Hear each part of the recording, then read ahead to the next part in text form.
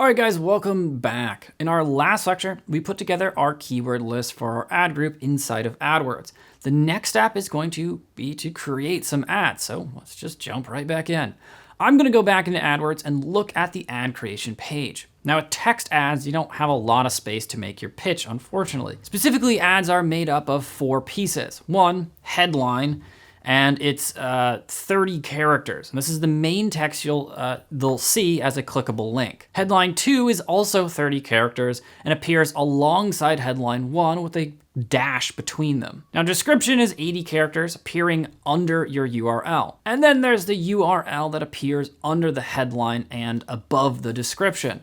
So you can actually put in anything you want for the URL here. This is for display only, so it actually makes the most sense to put your main URL here or to put your URL and then the section of the site where they might be going. If you have a ridiculously long URL that has tons and tons of dots and numbers and stuff at the end, just change the display so it's something simpler. Personally, I like to display that they're going to the home page because it's just too complicated to have a slash, then the name of the landing page.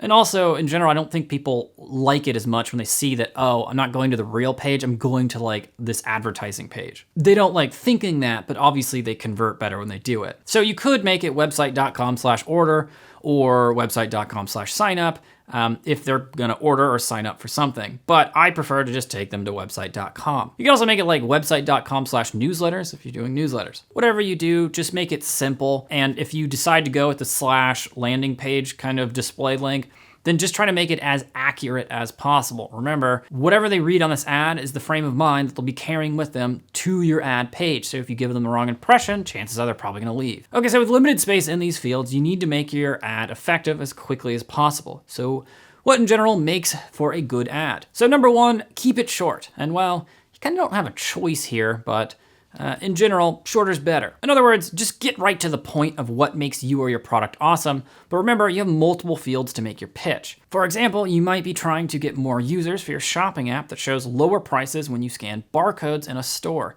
There are plenty of benefits to your app, but in your ad, focus on the one that'll make the most relevant connection with your people.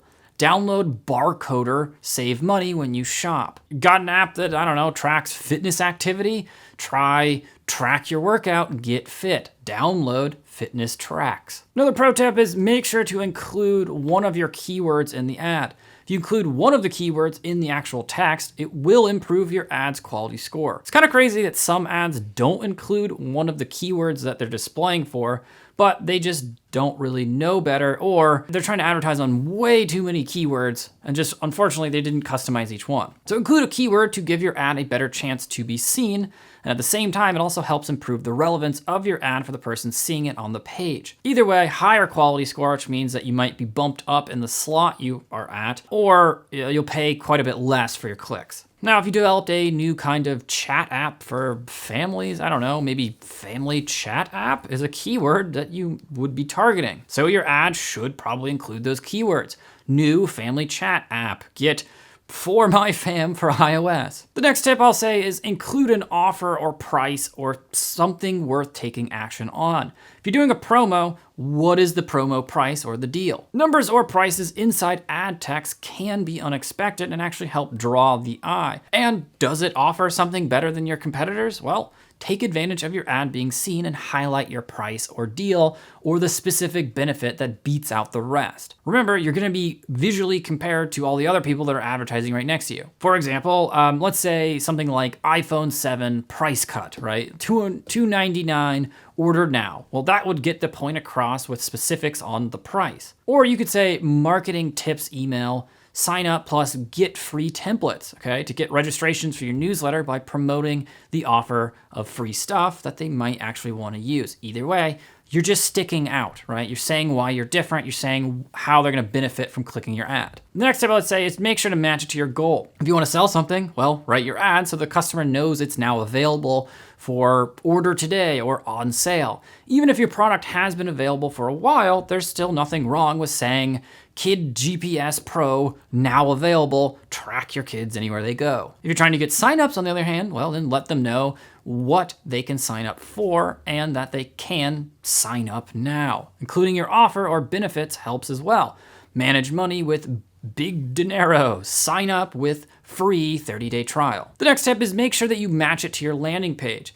Whether you've built your landing page or not, this ad should be a perfect match for it. If the headline matches the title on the landing page, that's actually the best. If the description matches text on the page, that's also good as well. So don't go crazy coming up with a clever headline that doesn't match the landing page, because when people click through, they'll actually be confused. This is a concept called conversion scent. Conversion scent is basically the scent that gets carried from an ad to a landing page. So if I click something thinking that I'm going to see something specific, I have a very detailed image in mind, then when I get to the page, how closely does that relate to what I thought I was going to get? Now this applies through all ads. Like for instance, if you're doing graphic ads, you'll make sure that the colors match the landing page. You'll make sure that the words you use match the tone of voice and some of the keywords that you use. Either way, if I click something, I expect to see something similar or directly relevant, kind of a continuation of this first thought I had when I clicked it. Now, a quick side note, Google wants to make sure your ads are helpful and of high quality. Now, we've already kind of covered that before. Part of their efforts is cracking down on spammy and just in general lousy looking ads.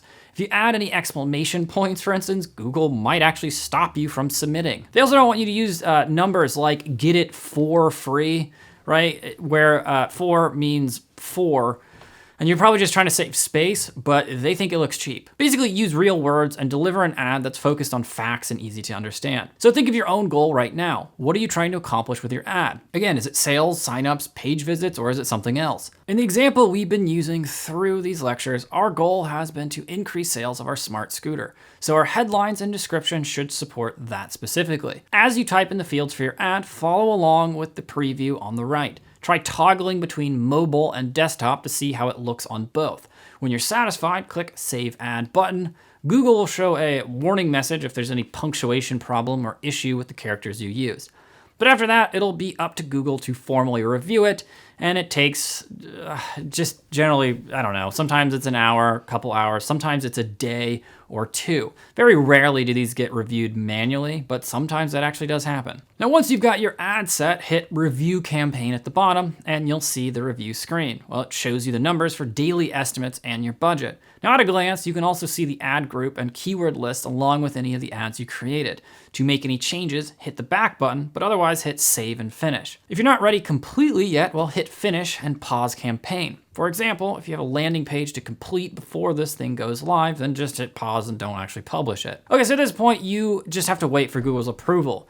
Again, it might take a couple hours or it might take more than a day. So if you're planning on starting your ad on a specific date, like the launch date of an app or a sale, make sure you submit your ad for approval at least a few days before that. Also keep in mind, they might reject your ad because you did something wrong, in which case you'd have to either appeal it or try to tweak it and resubmit it. Now, once you do have approval, it's not really that hard, you could start running your ad. But if you want to save yourself some trouble figuring out how well you're doing, create a second ad as soon as your first one is approved, and then run both ads as what we call a split test. Now, we covered this earlier, but an A/B test or a split test is basically that Google will run two ads side by side, and then you'll see which one gets a higher click-through rate. Generally speaking, if you have two ads in a split test, Google will show 50% of the audience one ad, and then the other 50% of the audience the other half. There is a way that you can actually make Google choose for you, right? So if you're really busy and you don't want to have to be constantly tweaking your ads, they can automatically pick the one that has a better click-through rate and just automatically switch to displaying that one. Now, you could run a whole bunch of alternate versions where you change like one little thing, let's say a different word in your headline or a different display URL.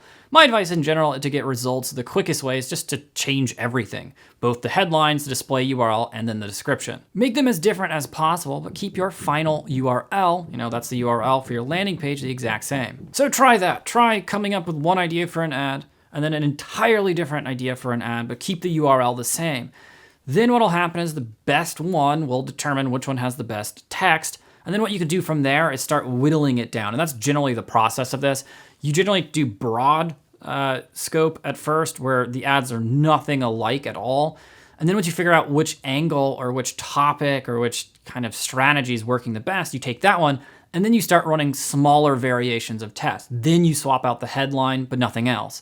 Then you swap out a couple words, but nothing else. And you kind of whittle it down until you have your best version. Now, when you have that second ad designed, just submit it for approval. And then when it's approved, both your ads should have a green circle next to them, meaning that they're active and will both run. Then give your ads a few days or a week and look to see which ad has the better click-through rate and a lower cost per click. Now that will probably determine a winner. For example, an ad with a 3% click-through rate certainly beats one with a 1.5% click-through rate. But remember, the average click-through rate for many industries is about 2%, so 3% would be above average, which means nice work. Now, of course, this doesn't ever end there, because if only it was like that, then you just focus on the keywords that convert the best. But you have to understand that there's a bigger picture to this. So maybe more people click through on this ad, but are those people clicking from those links then purchasing? Sometimes that happens. Sometimes there's certain keyword phrases that just have a certain frame of mind where people buy more often. So you just have to track that. And if you're using Google AdWords and Google Analytics, it pretty much will automatically do that for you. But regardless, that's something to keep in mind, and you always have to balance the math. Now, you could certainly keep testing after that if you wanted to, and it's a good idea if you want to make your ads as effective as possible. Of course, you're going to take a lot of time and money in the process of optimizing it. Unfortunately, that's kind of just how SEM is going to work. Usually you just start off with smaller budgets, see what works, see what numbers you can get, and then sometimes you can make the math work. And sometimes after several iterations, you just can't find anything that's cheap enough to actually make it worth it for you. All right, so anyway, there you go. Once you have your ads up and running, review their performance, see what works. If you see successes, well then generally try to duplicate it for other goals with a new campaign. If you're seeing problems, try to test it and tease it out, then review the results again, and then make changes accordingly.